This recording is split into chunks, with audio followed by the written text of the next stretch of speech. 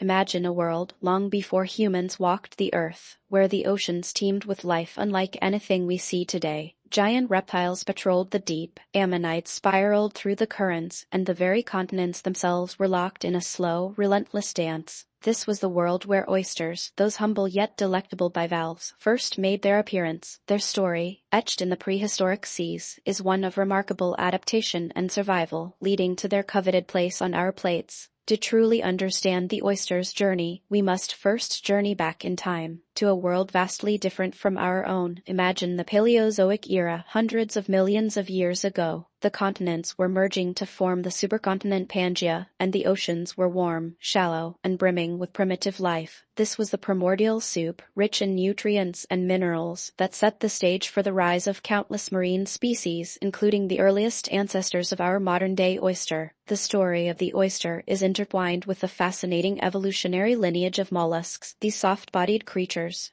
encompassing everything from snails and slugs to squid and octopus, represent one of the most diverse groups in the animal kingdom. Among them, the bivalves, with their hinged, two-part shells, carved a unique niche for themselves in the prehistoric seas. The early mollusks, while perhaps not as readily identifiable as today's species, laid the groundwork for the eventual emergence of the oyster we know and savor. It's a slow, gradual process of adaptation, of carving out a space in the dynamic ecosystem of the prehistoric oceans. Now, picture yourself as a paleontologist, carefully excavating a fossil bed. You brush away layers of ancient sediment, and there, embedded in the rock, you find it, the unmistakable imprint of an oyster shell. These fossilized remnants, whispers from a distant past, offer tangible proof of the oyster's ancient lineage. Early oyster fossils, while often fragmented and incomplete, paint a vivid picture of these prehistoric bivalves. We see the evolution of their shells, the gradual refinement of their filtering mechanisms, and the adaptation to different environments. They tell tales of survival against prehistoric predators and adaptation to shifting oceanic conditions. Each fossil is a piece of a much larger puzzle, helping us to understand how the oyster not only survived but thrived for millions of years. These fascinating glimpses into prehistory provide a foundation for understanding how oysters became the culinary delicacy we know today. But how did these ancient shellfish, firmly established in their ecological niche, eventually become a crucial food source for our early human ancestors? That, my friends, is a story for another time, a story of shellfish and early humans and their primal connection. Imagine a time long before supermarkets, before agriculture, even before pottery, a time when survival depended entirely on what nature provided. For early humans living along the coastlines, the ocean wasn't just a vast expanse of water, it was a larder, and within that larder, one of the most reliable, readily available, and nutritious sources of food was the humble oyster. Coastal communities thrived on the bounty the ocean offered. Shellfish, including oysters, weren't just a convenient snack. They were a vital source of sustenance, providing essential proteins, vitamins, and minerals. This reliable food source played a crucial role in the development and growth of these early human populations. They truly understood the meaning of from sea to shining stomach. What's fascinating is how we know this. How can we peek into the dietary habits of people who lived tens of thousands of years ago? Well, imagine an ancient garbage dump. Not a pretty picture, right? But for archaeologists, these ancient middens, piles of discarded shells and other refuse, are absolute treasure troves of information. Shell middens provide a remarkable glimpse into the past, acting as a prehistoric record of what our ancestors ate. The sheer volume of oyster shells found in some of these middens is staggering. It paints a vivid picture of the crucial role oysters played in their diets, not just occasionally, but as a cornerstone of their survival. Imagine feasting on freshly harvested oysters daily. Sounds like a pretty good life for a cave dweller, doesn't it? I bet that took some serious shucking skills. Did they have special tools for the job? Exactly. We found evidence of early oyster harvesting tools within these middens and in surrounding archaeological sites. While initially they likely just used their hands or sharp stones, over time they developed more sophisticated methods. We find evidence of tools made from bone, antler, and even shells themselves, carefully shaped and honed for prying open those tough oyster shells. It's quite impressive to think about the ingenuity involved, the evolution of tools dedicated to a specific purpose, a purpose that nourished generations generations. So, from sustaining early coastal communities to the development of specialized tools, the humble oyster clearly played a vital role in human history. This foundational relationship sets the stage for what's to come: the rise of oysters from simply food to something much, much more. What happens when civilizations start to organize and interact? Find out next, as we delve into oysters in ancient civilizations. From food to symbol, imagine plucking a glistening, briny oyster straight from the shallows, the taste of the sea exploding on your palate. For our ancestors, this wasn't just a delicacy, it was a staple, a symbol, a story etched into the very fabric of their civilizations. Today, we're diving into the fascinating history of the oyster, exploring its journey from simple sustenance to cultural icon. Our story begins in the sun-drenched shores of ancient Greece and Rome. Oysters weren't just a food source, they were deeply embedded in the culture. Think of them as the ancient equivalent of, well, maybe pizza today. Widely enjoyed by all social classes, from the wealthiest patricians to the humblest fishermen. Evidence of their popularity is literally etched in stone. Archaeological sites are littered with discarded oyster shells, enormous mounds known as middens, testament to the sheer volume consumed. These aren't just piles of rubbish, they're historical records, providing glimpses into ancient diets and social gatherings. Imagine the feasts. So they were popular, but were they considered special in any way? Absolutely. They weren't just about filling bellies. Oysters held a prominent place in ancient mythology and literature. Aphrodite, the goddess of love and beauty, is said to have been born from the sea foam clinging to an oyster shell, instantly linking the bivalve with sensuality and fertility. This symbolic meaning extended to everyday life. Roman writers like Pliny the Elder documented not just the oyster's culinary uses but its supposed medicinal properties, even claiming it could cure hangovers. And speaking of literature, even the great playwright Juvenal satirized the Roman elite's obsession with the perfect oyster, demonstrating how deeply ingrained they were in society. But the real intrigue begins with signs of early attempts at cultivation. While our ancestors mainly relied on natural oyster beds, we see hints of early aquaculture in ancient Rome. Romans, ever practical, began experimenting with oyster parks, controlling the flow of seawater and even creating artificial habitats to enhance oyster growth. This ingenious approach reveals an understanding of the oyster's life cycle and a desire to ensure a stable supply. This wasn't just eating, it was early marine management, driven by an insatiable appetite for these briny treasures. These nascent attempts at farming lay the groundwork for the complex aquaculture practices we see today. From a simple food source to a potent symbol of love, luxury, and even medicine, the oyster clearly played a crucial role in the ancient world. But what happens as empires fall and new societies rise? What becomes of the beloved oyster then? This takes us into a new era,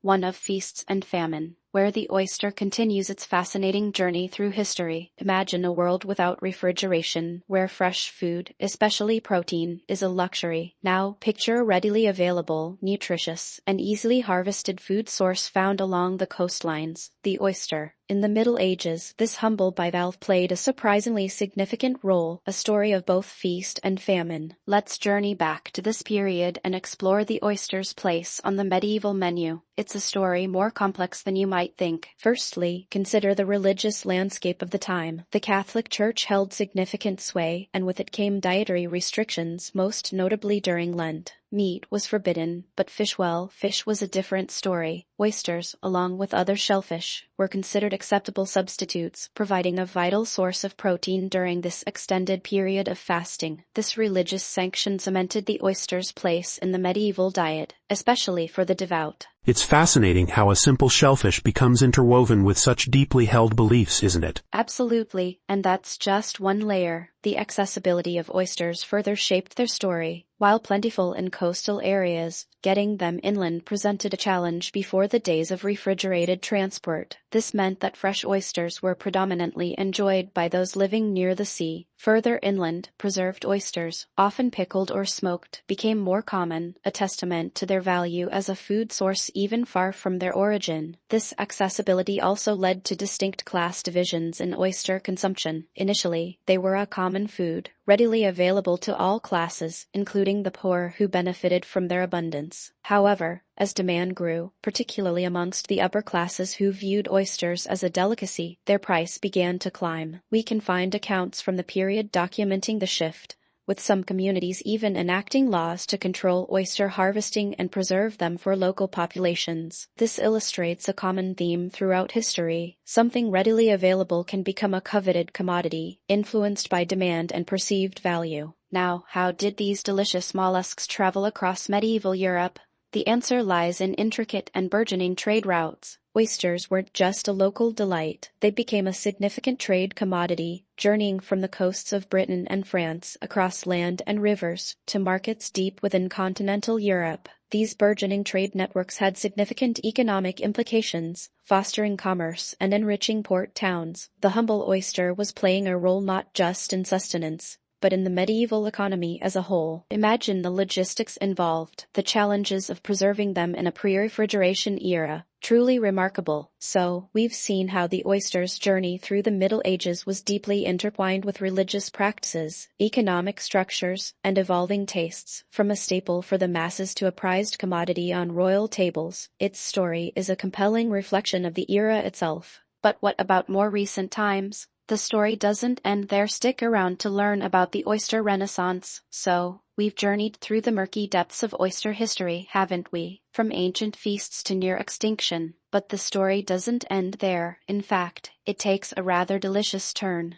We're entering a period of rediscovery, a true oyster renaissance. This revitalization, ironically, began in those very Victorian times that saw oysters nearly disappear. It's almost as if, facing the potential loss of this delicacy, people started truly appreciating it again. And that appreciation manifested in a very tangible way. The rise of the oyster house. Imagine, if you will, the bustling streets of 19th century London or New York. Amidst the din and clamor, you spot a welcoming glow emanating from an establishment, the oyster house. These weren't your fancy, white tablecloth affairs. They were vibrant, often boisterous places where people from all walks of life gathered, drawn by the promise of freshly shucked oysters. These oyster houses, or oyster saloons as they were sometimes called, became cultural hubs, more than just a place to eat. They were places to socialize, to do business, to debate the issues of the day, all fueled, of course, by the briny liquor and succulent flesh of the oyster.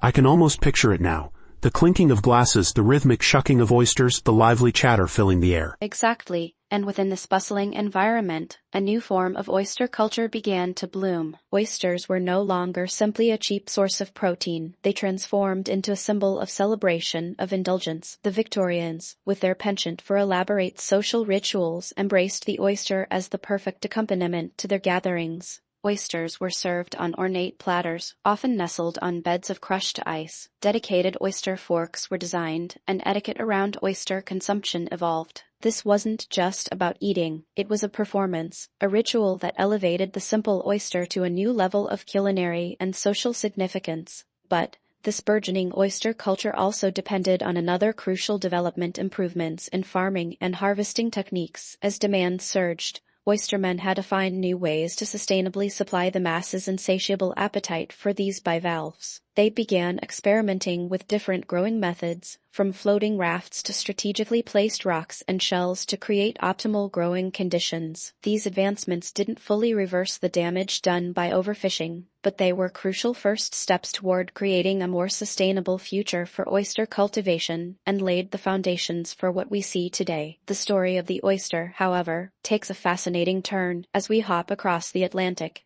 specifically to America. A tale of abundance, exploitation, and ultimately, rediscovery awaits us. Imagine a time when oysters were so plentiful, they formed reefs that could rip the bottom out of a boat. Can you picture that? Mountains of shell, teeming with life, just beneath the surface. That was the reality in North America, long before Europeans arrived. Our story today delves into the fascinating, and ultimately cautionary, tale of the American oyster, a story of abundance, exploitation, and the delicate balance between humans and the natural world. For millennia, Native Americans lived in harmony with these bountiful waters. Oysters weren't just a food source, they were an integral part of life. That's right. Shell middens, massive piles of discarded oyster shells, are a testament to this enduring relationship. Archaeologists study these middens like historical libraries, revealing clues about indigenous diets, trade routes, and even social structures. They tell us that oysters weren't merely sustenance, they held cultural significance. Indeed, and that reverence for nature contrasted sharply with what followed. The arrival of Europeans ushered in a new era, The oyster boom. With the burgeoning population in cities like New York, oysters transformed from a staple food to a culinary craze. They were cheap, plentiful, and accessible to all. Oyster cellars, saloons dedicated to this delectable bivalve, popped up on virtually every corner. It was truly the food of the people. But this popularity came at a price. Unregulated harvesting became the norm. Think about it, mountains of shells, once thriving ecosystems, slowly dredged into oblivion. It's almost hard to imagine the scale. Old photographs show enormous piles of shells destined for lime production, roads, even fertilizer.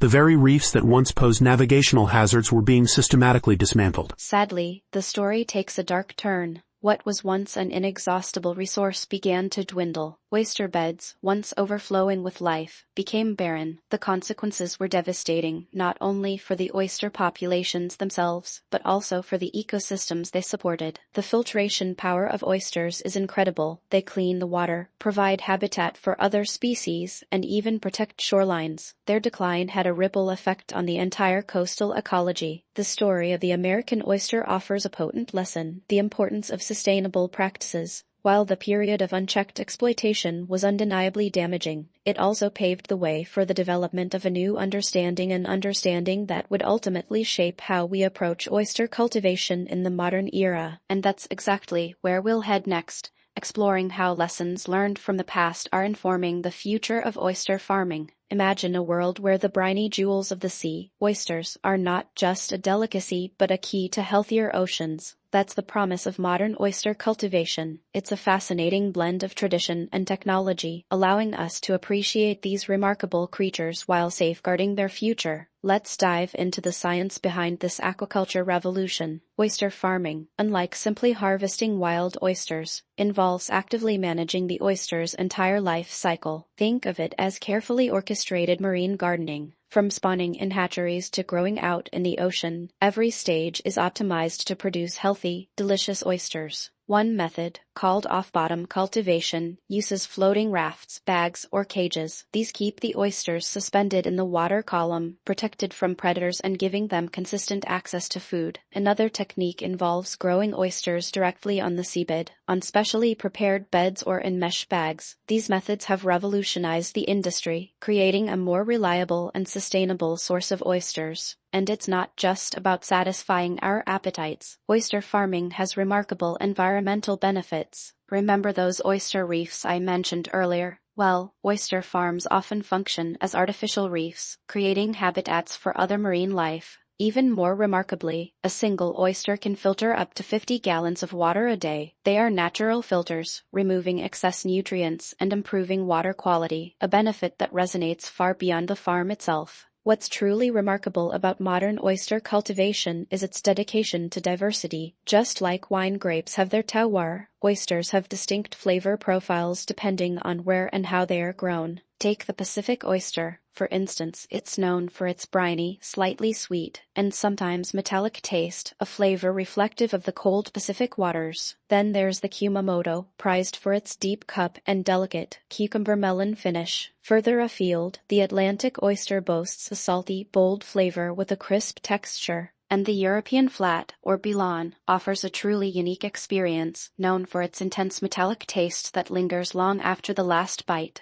It's incredible how science can help us understand and appreciate the nuances of flavor while contributing to sustainability.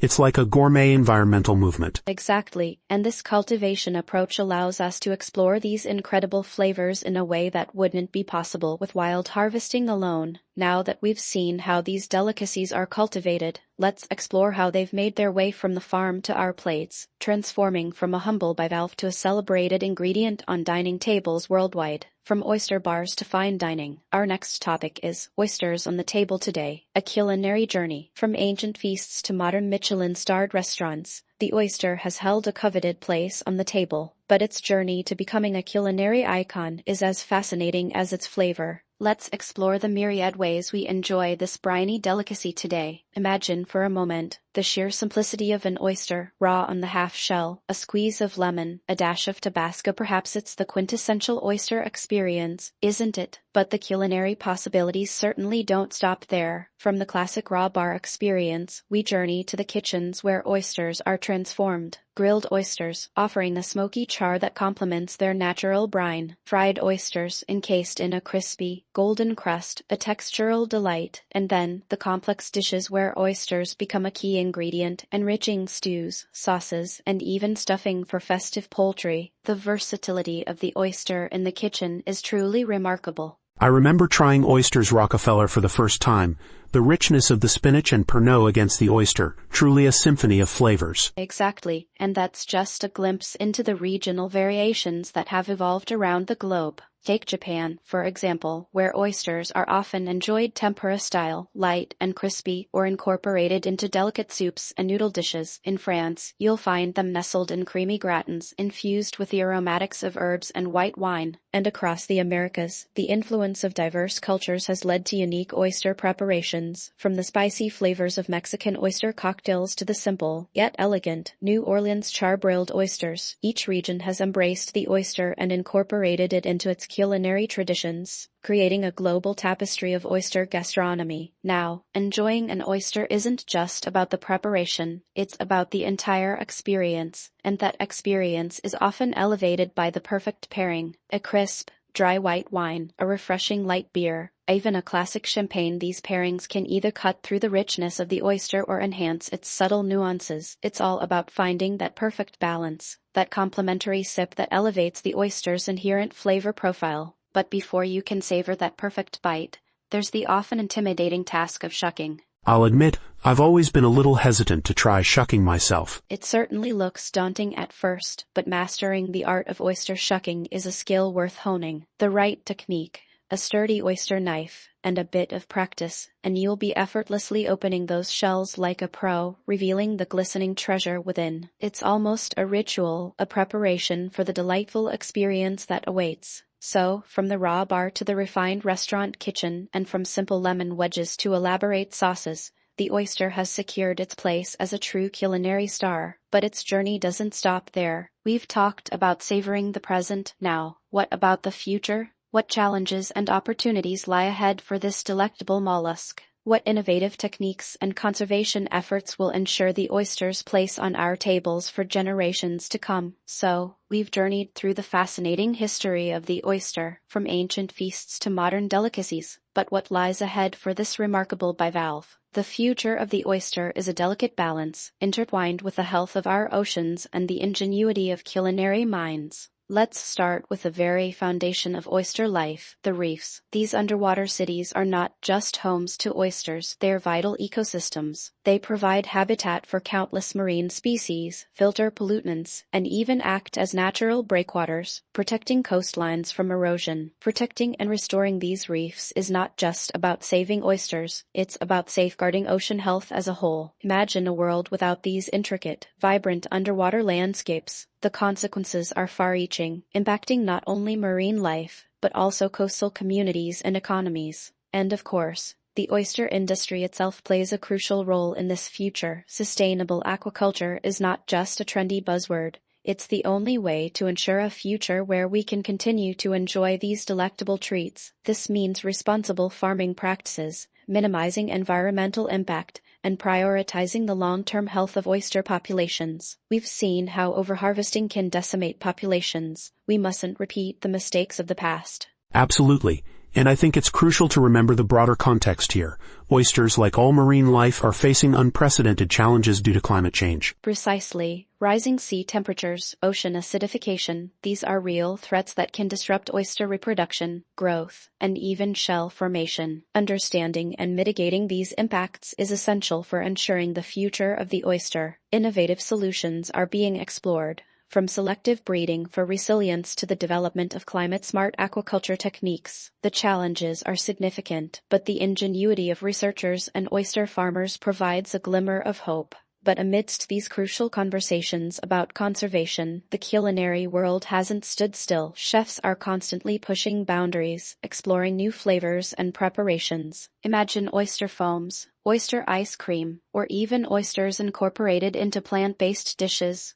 Who knows what the future holds? The future of the oyster is a story yet to be fully written. It's a story of challenges and opportunities, of scientific innovation and culinary creativity. It's a story we all have a role in shaping. From supporting sustainable aquaculture to advocating for ocean conservation, every choice we make impacts the future of this beloved bivalve. Now, let's raise a metaphorical shell to the oyster, a creature that has captivated palates and shaped cultures for centuries. From ancient feasts to modern marvels, it's a journey worth celebrating. And speaking of celebrations, I think it's time for a final toast, appreciating the oyster's rich history and enduring appeal. So, we've journeyed through millennia, from ancient shell mounds whispering tales of prehistoric feasts to the gilded cages of modern oyster farms. The oyster, a humble mollusk, has truly seen it all, from being a readily available source of sustenance for coastal communities to becoming a prized delicacy gracing the tables of royalty and the plates of discerning diners. The oyster's story is intertwined with human history itself. We've seen its rise and fall, its triumphs and challenges, reflecting our own evolving relationship with the natural world.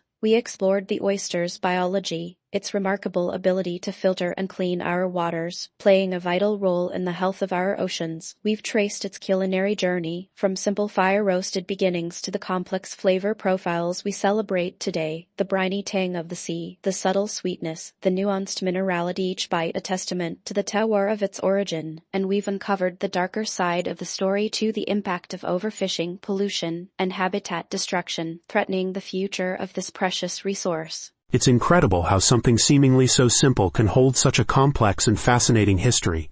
It makes you appreciate that briny bite even more. Precisely, and that appreciation brings us to a crucial point. The oyster's story is not over. It continues to be written, and we are all now part of the narrative. The choices we make as consumers, as stewards of our environment, will shape the future of the oyster and the delicate ecosystems they support. We've seen the impact of irresponsible harvesting practices and the detrimental effects of pollution. We must learn from the past and advocate for sustainable aquaculture, promote responsible harvesting, and support initiatives that protect our oceans and coastal habitats. So, the next time you hold an oyster, take a moment. Consider its journey, savor its flavor, but also reflect on its fragility. Let each bite be a conscious act, a testament to your commitment to protecting this remarkable creature and the rich legacy it embodies. Let's raise a glass, not only to the oyster's past but also to its future, a future we can help create, one mindful bite at a time.